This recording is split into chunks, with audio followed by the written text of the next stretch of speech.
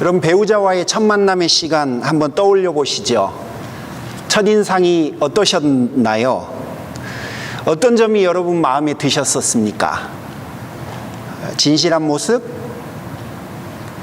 따뜻해 보이는 마음? 혹은 키? 혹시 그때 내 눈이 삐었지 싶은 분들 있으십니까? 예, 사람을 만날 때 첫인상이 좋으면 호감이 가는 게 사실인 것 같습니다. 그래서 요즘은 첫인상이 평생을 좌우한다. 첫인상 5초의 법칙, 첫인상 3분 만에 결정된다, 30초의 첫인상이 인생을 좌우한다 등등 수많은 책들과 강좌들이 있습니다. 물론 첫인상이 중요한 것은 사실입니다. 하지만 우리는 첫인상이 가지고 있는 한계 또한 이미 이해하고 있습니다. 리처드 닉슨 대통령이 젊은 시절에 FBI의 직원 채용에 응시했다가 여러분 낙방했습니다. 낙방 사유가 첫인상이 음울해 보인다는 거예요. 여러분, 대통령이 되신 분이 FBI 직원이 되기에는 인상이 어울리지 않는다니, 이런 아이러니가 또 어디 있겠습니까? 많은 분들이 좋아했죠. 마릴린 먼로 18살에 사진 모델에 지망을 했습니다. 캐스팅 전문가의 반응이 매우 시큰둥했어요. 이유는 첫인상이 안 좋다는 거예요. 여러분, 이런 것처럼 우리 모두는 첫인상을 중요시 여기기도 하지만 첫인상이 가지고 있는 한계 또한 얼마나 명확한지 사실은 잘 알고 있습니다. 우리만 그랬던 건 아닌 것 같아요. 먼 옛날 이스라엘 사람들도 그랬습니다. 오늘 본문은 하나님께서 사울 왕을 패하신 이후 너무나 디프레스 되어져 있는 그 사무엘에게 다가와서 아파하지 말고 괴로워하지 말고 이제는 두 번째 왕을 세워야 되지 않겠니? 그러시면서 이새의 아들에게로 이새의 집으로 보냅니다.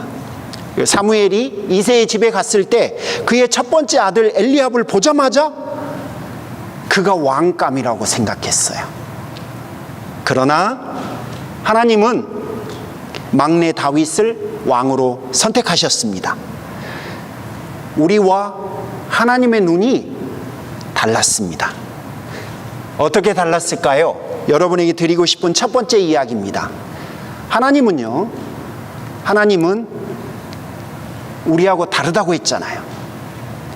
우리는 자격을 보지만 하나님은 중심을 보십니다. 6절에 보시면 사무엘이 엘리압을 보고 마음에 이르기를 여호와의 기름 부으실 만한 자가 과연 주님 앞에 있도다라고 해요. 우리의 눈에 보기에 첫 번째 왕 사울도 굉장히 이상적이었습니다. 키도 크고 용모도 아름답고 준수했거든요. 요즘 말로 하면요, 학력, 이력, 경력 어느 것 하나 빠질 게 없다는 거예요. 하지만 불행히 그는 여호와 앞에 어리석었고 불순종했습니다. 문제는 이런 경험을 가지고 있으면서도 사무엘은 자신의 보기에 좋은 엘리압에게 마음이 또 끌렸어요. 엘리압이 눈에 보기에 아주 아름다웠거든요. 학력, 이력, 경력 하나도 빠질 게 없고요. 더군다나 거기다 한 가지가 더 덧붙여진 거예요. 엘리압이 이새의 큰아들이었습니다. 자신들의 관습과 전통에도 부합하는 거예요. 얼마나 금상첨화인지 몰라요. 본문을 보다 보면 이스라엘 백성들의 이 지속되는 실수에 좀 실망스럽어요. 하지만 그런 실망스러운 모습에도 불구하고 은혜의 하나님은 사무엘에게 당신의 마음과 생각을 드러내 주십니다. 그리고 그들이 걸어가야 할 길이 어떤 길인지를 알려주셨어요. 7절 말씀, 사무엘아, 용모와 키를 보지 마라. 내가 보는 것은 사람과 같지 않은데 사람은 외모를 보지만 나 여호와는 중심을 본다. 그분이 우리에게 주신 말씀이셨습니다. 지금부터 좀 재밌는 이야기를 하겠습니다. 열왕기상 1장에 보면 다윗의 네 번째 아들인 아도니아가 왕이 되고 싶어 해요. 그래서 자기를 위한 전용 자가용을 본인 스스로가 준비를 하고 50명의 보디가드를 고용합니다. 1장 6절에 보면 그를 딱 보기만 해도 왕의 제목이라고 사람들이 생각했거든요. 그 중에 오죽했으면 여러분 다윗의 장관이었죠. 장군이었어요. 위대한 장군이었던 요압도 그렇게 생각을 했고요. 제사장 아빈하답까지 그를 왕의 제목으로 이해하고 그를 추종합니다. 자, 그런데 여러분 진짜 신기한 일이 있어요. 지금부터 그 점을 한번 들어보십시오. 240만이라고 하는 이스라엘 백성들을 그 애굽으로부터 가나안 땅으로 이끌었던 모세, 출애굽의 리더였죠. 그것도 한두 명이 아니라 240만 명이라고 하는 엄청난 인구를 책임져야 했던 그 출애굽의 리더 모세는 한 번도 지도자를 꿈꾼 적이 없습니다. 바벨탑 사건 이후에 지금까지, 그리고 종말의 때까지 이루어진 일이 바로 성경 전체를 흐르고 있는 한 가지 명확한 주제를 찾으라 그러면 하나님 나라거든요. 그 하나님 나라를 시작한 아브라함, 그는 한 번도 자신이 그 하나님 나라의 시조가 될 거라고 하는 꿈을 꾼 적이 없습니다. 요셉도 총리가 되려고 노력한 적이 없습니다. 오늘 본문도 다윗이 왕이 되려고 어떤 시도를 했다고 기록하고 있지 않습니다. 여러분, 무슨 이야기인지 아시겠어요? 우리는 자격을 논해서 사람을 세우지만 하나님은 자격을 보지 않았다는 거예요. 그분은 중심을 보십니다. 자격을 갖춘 것처럼 보이죠. 바울을 보면 그렇게 보여요. 그도 세웠어요. 그런데 우리 눈에 보면요, 자격을 갖추지 못한 사람 같아요. 베드로를 보면 그래요. 그는 정말로 어부였어요. 제가 이야기 10대에 바꾸면요, 저희 아버지예요. 저희 아버지. 여러분 중에 저희 아버지를 아시는 분 있으십니까? 아무도 안 계시잖아요. 하지만 하나님은 그 베드로를, 우리 눈에 자격이 없어 보이는 그 베드로를 수제자로 세우셨습니다. 우리 눈과 하나님의 눈은 다르다는 겁니다. 그럼요. 그럼 어떻게 하셨어요? 두 번째 여러분과 나누고 싶은 거는 하나님 앞에는 바로 중심이 자격입니다. 창세기 4장에 보면 가인과 아벨 이야기 여러분 많이 들어보셨을 텐데요. 4장 4절에 보면 아벨과 그 제물은 받으셨지만 4장 5절에 가인과 그 제물은 받지 않으셨다라고 결론적으로 기록해요. 오늘 여러분과 관심 있는 거는 이유가 뭐냐는 거예요. 이유. 주께서 왜 그렇게 하셨냐? 하나님이 왜 가인과 그의 제물은 받지 않으시고 아벨과 그의 제물은 받으셨냐? 그 이유를 여러분 찾고 싶습니다. 어떤 분들은 양과 곡식인 제물의 차이 때문이라고 설명을 하십니다. 일리 있습니다. 동의합니다. 양은 피가 포함되어 있기 때문에 그리스도를 예표한다라고 말씀할 수도 있습니다. 하지만 곡식에는 피가 담겨져 있지 않습니다. 그런데 여러분, 이거 한 가지 생각해 보시겠습니까? 5가지 이스라엘 백성들이 하나님 앞에 드려야 될 제사, 이게 레위기 1장부터 7장까지 자세히 기술되어 있습니다. 거기에 보시면 곡식도 하나님께서 기뻐 받으시는 제물의 리스트에 속했습니다. 자, 그렇다면 제가 지금까지 말씀드린 모든 것들을 종합해 보면 제물 때문에 하나님께서 좋고 덜 좋고는 표현하실 수도 있을 것 같아요. 하지만 제물 때문에 받고 받지 않고로 의사결정하기는 무리가 있습니다. 좀 더 나아가 볼까요? 우리가 참고할 중요한 본문이 히브리서 11장 4절인데요. 믿음으로 아벨은 가인보다 더 나은 제사를 하나님 앞에 드림으로 의로운 자라 하시는 증거를 얻었으니 하나님이 그 예물에 대하여 증거하심이라 라고 되어 있습니다. 믿음으로 아벨은 가인보다 더 나은 제사를 드렸다라고 히브리서 11장 4절은 명확하게 이야기를 합니다. 우리가 아는 대로 히브리서 11장은 믿음장입니다. 믿음이 주제라는 거죠.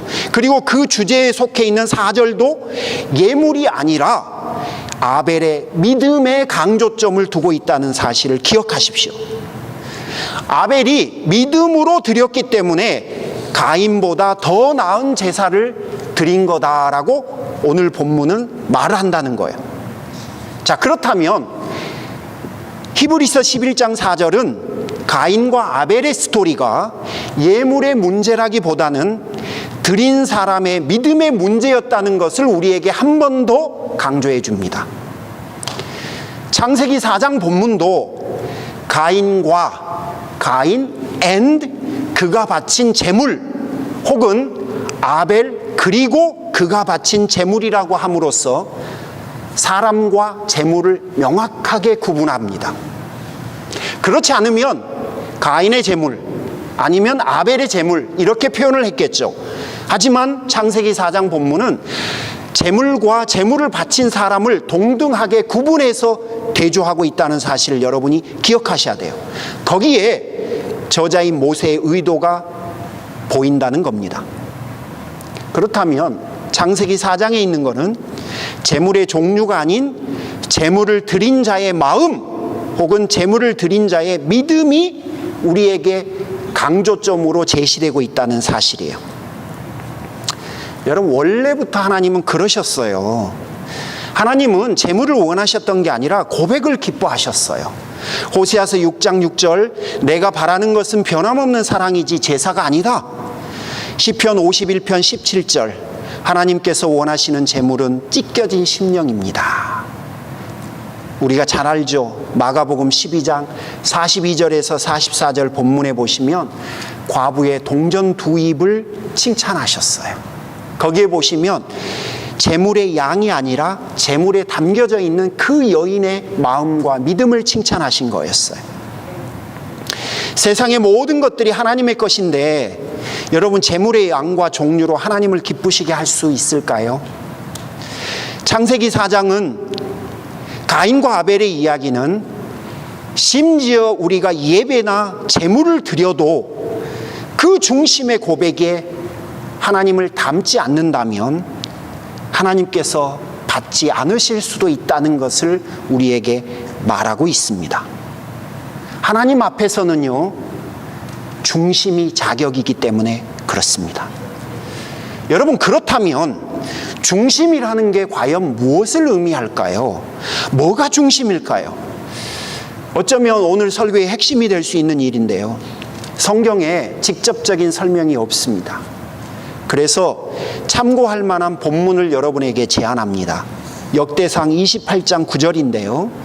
나의 아들 솔로몬아, 너는 내 아버지의 하나님을 바로 알고 온전한 마음과 기쁜 마음으로 정성을 다하여 섬기도록 하여라. 지금부터 잘 들어보십시오. 주님께서는 모든 사람의 마음을 살피시고 모든 생각과 의도를 헤아리신다. 본문에 보시면 마음, 생각, 의도라는 단어들이 반복적으로 기록되어 있습니다. 이 본문을 근거로 해서 여러분 존경하셨고 은혜 많이 받으셨죠. 고 옥하는 목사님은 중심이라는 것은 우리 마음속 의도나 생각이라고 정의해보자고 제안하셨어요. 우리 마음속 의도와 생각이 중심이라는 겁니다. 다른 분의 설명을 한번 여러분 참고해 보시겠습니까? 잭 쿠아색이라고 하는 분이 쓰신 그 다윗이라고 하는 교재에 보면요, 이분은 중심을 이렇게 설명합니다. 중심은 마음을 뜻합니다. 중심은 인생의 모든 것을 판단하고 결정하는 곳이라고 할 수 있습니다.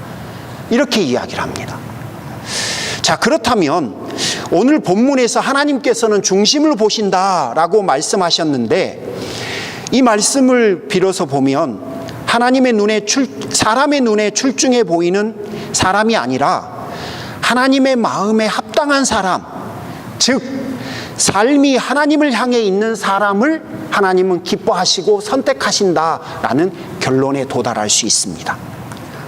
삶이 하나님을 향해 있는 사람을 하나님은 기뻐하신다는 거예요.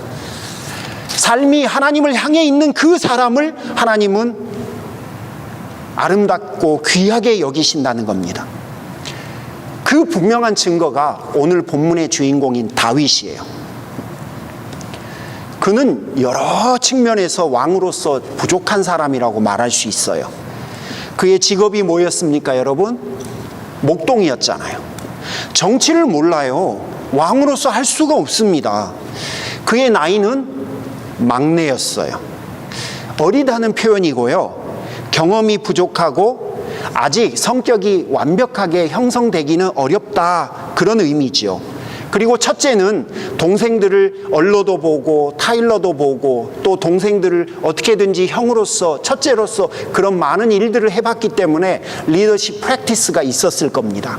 그에 비해서 막내는 그런 일을 해보기에 부족했을 거예요. 따라서 그가 리더십을 훈련하기에는 시간이 짧았을 거다라고 추측할 수 있습니다. 외모는 어땠습니까? 곱상하고 왕으로서 건의가 없었다라고 유추하게 만듭니다. 중요한 거는 하나님은 그럼에도 불구하고 그를 왕으로 세우셨다는 거예요. 그리고 결론적으로 그 하나님의 선택은 옳았습니다. 우리는 자격을 보지만 하나님은 중심을 보신다라고 말씀하셨고, 하나님 앞에는 그 중심이 바로 자격이다라고 이야기했습니다. 자, 그러면 여러분의 중심은 어떠십니까?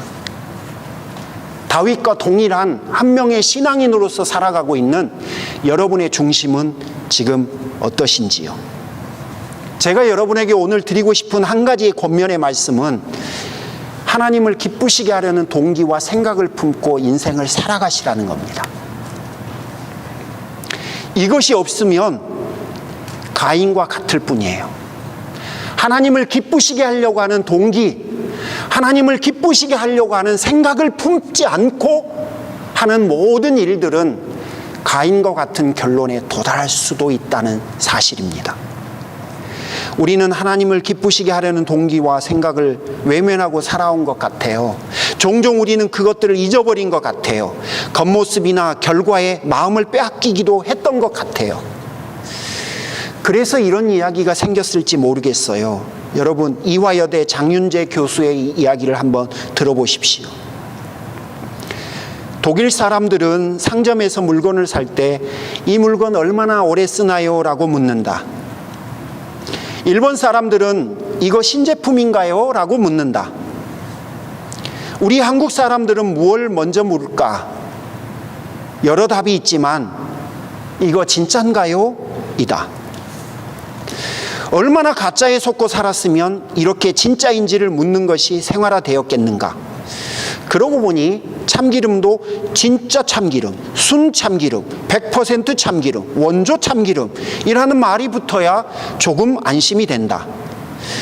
그런데 사람들은 물건을 살 때만 진짜인지 가짜인지를 묻고 있는 것 같지는 않다. 세상 사람들은 주일날 성경책을 옆에 끼고 교회를 향하는 그리스도인들을 향해서도 마음속으로 이런 질문을 묻고 있는 것 같다. 당신 진짜요? 저는 이 글을 읽으면서 화가 났어요. 어떻게 성도에게 이렇게 무리한 질문을 하는가 라는 생각 때문에 굉장히 언짢았습니다. 그러나 안타깝게도 이게 우리의 현실입니다. 세상 사람들은 예수는 좋다고 하는데 교회는 싫다고 합니다. 지금부터는 진화 생물학자인 리처드 도킨스가 그의 책 만들어진 신에서 주장하고 있는 것을 제가 간접 인용합니다. 저는 이분을 잘 모릅니다. 이분의 책들을 이야기하고 또 그것들에 대해서 말씀하신 분의 이야기를 저는 간접해서 인용할 뿐이에요. 이분이 뭐라고 말씀하셨냐면요, 누군가 망상에 시달리면 정신이 이상자라고 한다. 다수가 망상에 시달리면 종교라고 한다. 여러분, 이 말은 논리를 쫓아가면요, 종교를 다수의 망상이라고 비하하고 있는 거예요. 그러면서 그분이 제안합니다. 종교 없는 세상을 한번 상상해보라. 권유를 해요.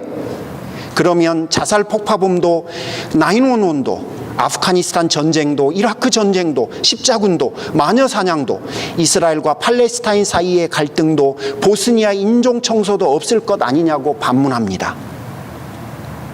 과감히 종교를 버리고 행복하고 도덕적이며 지적인 무신론자가 되라고 조언을 하고요. 여기까지 읽고 나니까 제가 반성이 되기 시작했습니다. 물론 이분의 이야기는 왜곡되고 편협한 점들이 많은 주장이라고 생각되어져요. 그러나 우리는 종교가 자신들에게 그리고 이 시대에 해를 끼치고 있다고 하는 이분의 주장에 대해서 귀를 기울일 필요가 있다고 생각되어집니다. 여러분, 어쩌다 우리가 이렇게 되었습니까? 우리가 믿는 믿음이 잘못된 것은 절대 아니에요. 복음이 잘못된 것은 절대 아니에요. 복음은 항상 진리죠. 그럼 뭐가 문제죠? 우리가 사는 삶의 모습이 잘못된 거죠. 예수 믿기와 예수로 살기가 달랐던 우리의 잘못인 것 같습니다. 여러분, 우리에게는 진정성이 필요해요. 내가 원하는 자기 복음 말고 하나님을 기쁘시게 하는 진정성, 하나님을 기쁘시게 하려고, 하나님 그분을 쫓아가려고, 믿음으로 살아가려고 하는 진정성, 이게 우리에게 필요하다는 겁니다. 다윗도 우리처럼 흠이 많았던 사람이에요. 밧세바를 범했죠. 또 그의 남편이자 자신의 충신이었던 우리야를 죽게 만들었지요. 나발의 조롱 앞에 앞뒤 가리지 않고 그와 그의 모든 가족을 죽이겠다고 덤벼들기도 하지요. 그럼에도 사도행전 13장 12절에서는 다윗을 하나님의 마음에 합한 사람이다라고 평가합니다. 이 말은 물론 퍼펙트하다는 이야기는 절대 아니에요. 이 이야기는 하나님의 은혜를 입고 살았던 사람이다라는 이야기입니다. 어떻게 그럴 수 있었을까요? 그토록 흠이 많았던 인물인데 그렇게 많은 흠을 가진 그 다윗의 인생에 하나님께서 그렇게 많은 은혜들을 부으셨을까? 그는 많은 죄를 짓고 방황을 했지만 하나님 앞에 늘 중심을 드렸던 사람입니다. 하나님은 그의 과오를 때로는 진노하셨어요. 하지만 아버지를 향한 그의 중심을 항상 기뻐하셨습니다. 바울 한번 생각해 보시겠습니까? 바울의 노년, 평생을 바쳐 세운 교회가 이단에 의해서 갈기갈기 찍혔습니다. 성도들은 믿음을 배신하고 그 많던 제자들은 며칠 빼놓고 다 그를 떠납니다. 꿈꾸던 그리스도의 재림은커녕 자신은 지하 감옥에 갇혀 있습니다. 이런 상황에 놓여 있던 바울이 마지막으로 인생의 마무리를 하면서 기록한 성경이 디모데후서입니다. 그리고 그 디모데후서 4장 6절에서 7절에 그는 이렇게 표현합니다. 나의 떠날 시간이 가까웠도다.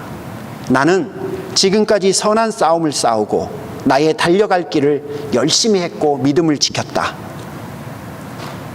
여러분, 바울의 노년을 우리의 눈으로 보면 그는 실패한 인생 같아요. 결국 아무것도 못 이룬 사람 같습니다. 하지만 그의 마지막 고백에는 실패자의 어떤 회한도 보이지 않는다는 거예요. 왜 그랬을까요? 무엇 때문일까요? 그는 매 순간순간 자신은 죽고 예수 그리스도의 이름으로 살려고 노력했기 때문에 그렇습니다. 모든 순간을 하나님을 기쁘시게 하려는 동기와 생각으로 인생을 살아왔기 때문이라는 거예요. 여러분, 이게 바로 성도의 모습인 겁니다. 로이 존스가 이렇게 말을 합니다. 입술로는 하나님을 믿는다고 고백하면서 삶으로는 하나님을 부인하는 것만큼 그분의 거룩한 이름을 모욕하는 것은 없다. 여러분, 제안 드려요.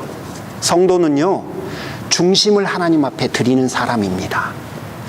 좋은 결과와 겉으로 보이는 것들도 좋습니다만 여러분, 그 안에 하나님을 기쁘시게 하려고 하는 마음과 생각과 사고가 동기가 되지 않는다면 여러분, 가인과 같은 결과에 도달할 수 있습니다. 그거 아시죠? 하나님은 부자를 찾지 않습니다. 하나님보다 부자가 없기 때문입니다. 신명기 8장 18절, 재물을 얻을 능력을 주시는 분이 하나님이다. 여러분, 하나님은 힘 있는 사람을 찾는 것도 아닙니다. 하나님보다 힘 있는 사람은 세상에 없기 때문에 그래요. 로마서 13장 1절, 모든 권세는 하나님으로부터 나온다. 여러분, 그런데도 우리는 하나님께서 부자를 찾으시는 것처럼 부자가 되려고 합니다. 하나님께서 힘 있는 사람을 찾으시는 것처럼 힘 있는 사람이 되려고 합니다. 아닙니다. 여러분, 오해입니다. 모든 부와 권력은 하나님에게서 나와서 하나님에 의해서 우리에게 주어지는 것이에요. 하나님을 기쁘시게 하려는 동기와 생각을 가지고 여러분 살아가십시오. 이것이 진정한 성도들의 삶입니다. 말씀을 마무리하고 싶습니다. 저는 여러분이 주님을 기쁘시게 하려는 마음과 동기로 인생을 살아가셨으면 좋겠습니다. 하나님은 사람들이 보기에 뛰어난 사람이 아니라 삶이 하나님을 향해 있는 사람을 기뻐하십니다. 주님의 은혜와 사랑이 이번 한 주간도 여러분의 삶 속에 가득하시기를 주님의 이름으로 축복합니다. 같이 기도하겠습니다. 주님, 감사합니다. 사랑하는 모든 성도들을 다시금 그 귀하고 복된 은혜 앞에 올려드립니다.